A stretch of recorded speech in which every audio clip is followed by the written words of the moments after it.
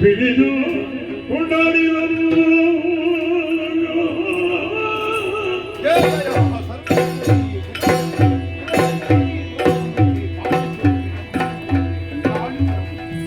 ನಮೋ ನಮಃ ನಮೋ ನಮಃ ನಮೋ ನಮಃ. ನೋಡಿದರು ಬೇಡಿದರು ಕೊಂಡಾಡಿದರು.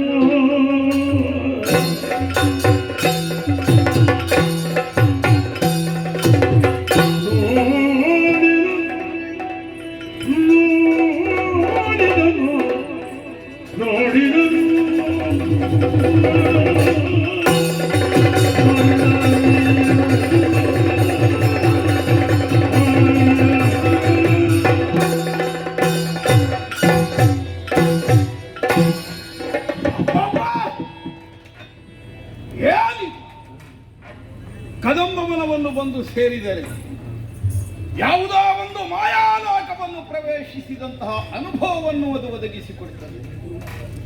14 ಲೋಕಗಳ ಆಳ ವಿಸ್ತಾರಗಳನ್ನು ನಾವು ಅಳತೆ ಮಾಡಿದವರು, ಅಧಿಕಾರವನ್ನು ಸ್ಥಾಪಿಸಿದವರು. ಆದರೆ ಅಲ್ಲೆಲ್ಲೂ ಒದಗದೇ ಇದ್ದ ಯಾವುದೋ ಒಂದು ವಿಶೇಷವಾದ ಅನುಭೂತಿ ಈ ಕದಂಬವನವನ್ನು ಸೇರಿದ ಇಂದಿನ ದಿನ ನಮಗಾಗುವುದಕ್ಕೆ ಪ್ರಾರಂಭಿಸಿದೆ. ಯಾಕೀ ಹೊಸ ಬದಲಾವಣೆ? ಆದರೂ ಹೊಸ ಲೋಕವನ್ನು ಸೇರಿದಂತೆ ನಮಗನಿಸಬೇಕೆಂದಾಗತ್ತೆ. ಓ, ಅರ್ಥವಾಯಿತು. ನೋಡಬಾರ್ದು, 1000 ದೀವಿಗೆಗಳನ್ನು ಹಚ್ಚಿಟ್ಟರೂ ಇಷ್ಟು ಬೆಳಕು ಬರಲಿಲ್ಲ. ಕೋಟಿ ದಿವಾಕರರ ತೇಜಸ್ಸು. ಹಾಗೆಂದು ಬೆಳಕಿನ ಮೂಲ ಎಲ್ಲಿ? ಯಾರಿದಕ್ಕೆ ತಂದು ತೈಲ ಸುರಿಯುತ್ತಾರೆ? ಹುಡುಕಿದ್ರು ನಮಗೆ ಕಾಣುವುದಕ್ಕೆ. ಹಾಗಿದ್ರೆ ಕೃತಕವಾಗಿ ಕತ್ತಲಿನಲ್ಲೇ ಬದುಕು ಸಾಗಿಸಬೇಕಾದ ಬವಣೆ ಉಳ್ಳ ನಾವು ನಮ್ಮ ಬೆಳಕಿಗಾಗಿ ಒಂದು ದೀಪವನ್ನು ಉರಿಸಬೇಕಾಗ್ತದೆ, ತೈಲವನ್ನು ಹುಯ್ಯಬೇಕಾಗುತ್ತದೆ. ಲೋಕದಲ್ಲಿ ಸಮಸ್ತರ ಕತ್ತಲೆಯನ್ನು ದೂರೀಕರಿಸುವ ಸಾಮರ್ಥ್ಯವುಳ್ಳವಳು ಬಂದು ನೆಲೆಸಿದ್ದಾಳೆ ಅನ್ನುವುದಕ್ಕೆ ನಿದರ್ಶನ ರೂಪವಾಗಿ ಅವಳಿದ್ದಲ್ಲಿ ಮತ್ತೆ ಬೆಳಕು ಹಚ್ಚುವುದು ಬೇಡ, ಅವಳೇ ಬೆಳಕು. ಕೋಟಿ ದಿವಾಕರರ ತೇಜಸ್ಸು ಈ ಕದಂಬ ವನವನ್ನೆಲ್ಲ ಬೆಳಗುವುದಕ್ಕೆ ಮುಂದಾಗಿ. ಆಹಾ, ಯೋಗ್ಯತಾ ಸಂಪನ್ನೋಡು ಅನ್ನುವುದು ನಿರ್ವಿವಾದ. ಆದರೂ ಆಕೆಯನ್ನು ಕಾಣುವ ತವಕ ಅಧಿಕವಾಗ್ತಾ ಇದೆ. ಬೆಳಕಿನ ಮೂಲವನ್ನೇ ಆಧರಿಸಿ ನೋಡುವ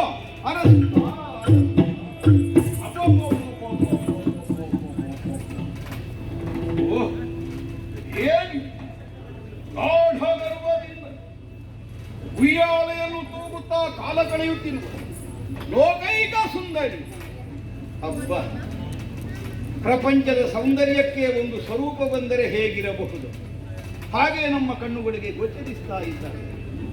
ಆಹಾ, ಏನು ಮಾಡೋಣ? ಜಗಜ್ಜನನಿಯೇ ಒದಗಿ ಬಂದವಳು ಹೌದಾದರೂ ಆಕೆಯನ್ನು ಕಂಡು ಮುಖಕ್ಕೆ ಮಂಗಳಾರತಿಯನ್ನು ಬೆಳಗಿ ಕಾಲಿಗೆ ನಮಸ್ಕಾರವನ್ನು ಮಾಡಿ ಕೈ ಮುಗಿದು ಕರೆದೊಯ್ಯುವ ಅರ್ಹತೆಗಿಂತ ನಾವು ಬಹಳ ದೂರ ಉಳಿದು ಹೋದೆವು. ಶಿವನೇ, ಯಾಕಿಂತಹ ಬುದ್ಧಿವಂತೋ ನಮ್ಮೊಡೆಯರಿಗೆ ಅರ್ಥ ಆಗುವುದಿಲ್ಲ.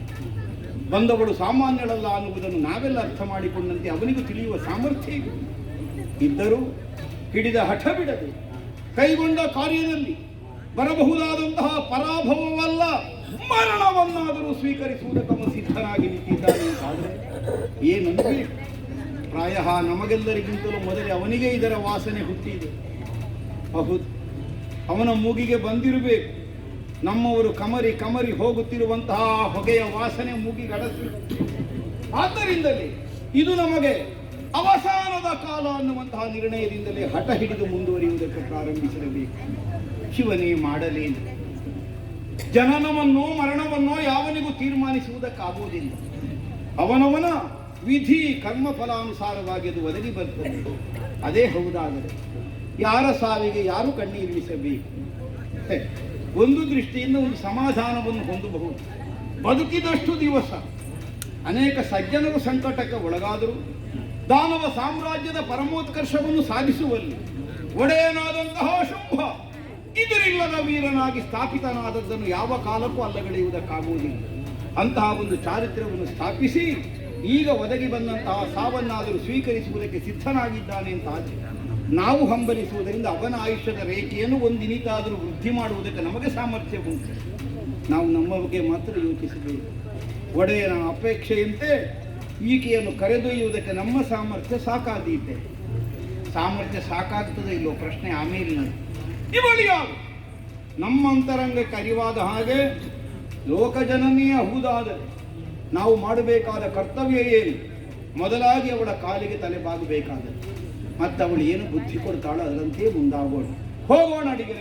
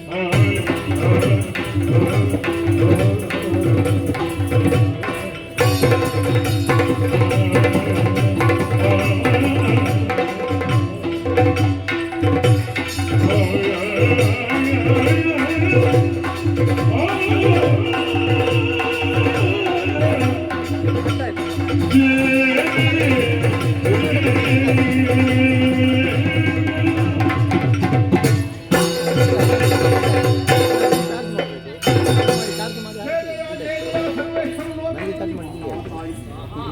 ರಕ್ತ ಬೀಜಕ್ಕೆ ಅಭಿವಾದನೆಗಳನ್ನು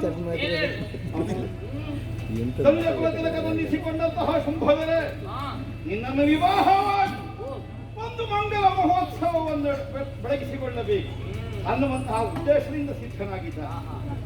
ಈ ತನಕ ಇಲ್ಲಿಗೆ ಅದಕ್ಕಾಗಿ ನಿಯೋಜಿತರಾದವರಾಗಿ ಮರಣಿ ಮನಸ್ಸೇರಿ ಎಣ್ಣೆ ಆರಿದ ಭಕ್ತಿಯಂತೆ ಕಣಕಿ ಹೋಗಿದ್ದಾರೆ. ಆದರೆ ನಮ್ಮ ಅಪೇಕ್ಷೆ ಅದಲ್ಲ. ಸದಾ ಕಾಲ ಶುಂಭನ ಅಪೇಕ್ಷೆಗೆ ತೈಲವಾಗಿ ನೀನು ಒದಗಬೇಕು. ಅದಕ್ಕೆ ಬೇಕಾದಂತೆ ಸುರಿದು ಸುರಿದು ಸುರಿದು ಸದಾ ಕಾಲ ಬೆಳಗುವಂತೆ ನೀನು ಅನುಕೂಲರಾಗಬೇಕು. ಅದಕ್ಕಾಗಿ ಹೊನ್ನೊಂದನವನ್ನು ತಂದಿದ್ದೆ. ಬಂದ ಹೆಗಲಿಗೆ ಊರಿಗೈದು ನಮ್ಮ ಒಡೆಯನೊಂದಿಗೆ ನಿನ್ನ ವಿವಾಹವನ್ನು ನೆರವೇರಿಸಿ ಅನವರತದಿಂದ ಪಾದ ಸೇವೆ ಎಸಗಿಕೊಂಡಿರಬೇಕು ಅನ್ನುವಂತಹ ನಿರ್ಣಯದಿಂದ ಬಂದಿದ್ದೇನೆ. ಬರಬೇಕಮ್ಮ, ಬರಬೇಕು. ರಕ್ತಬೀಜ ಅಮ್ಮ, ನಿಮಗೆ ಸುರಿಯುವುದಕ್ಕಾಗಿ ನಾನೇ ಬರಬೇಕು ಅಂತ ಆಡುವುದು. ಅಲ್ಲಿ ಒಂದು ಮಂಗಲೋತ್ಸವವನ್ನು ಆಚರಣೆ ಮಾಡಬೇಕು ಅಂತ ನೀವು ಬಯಸು.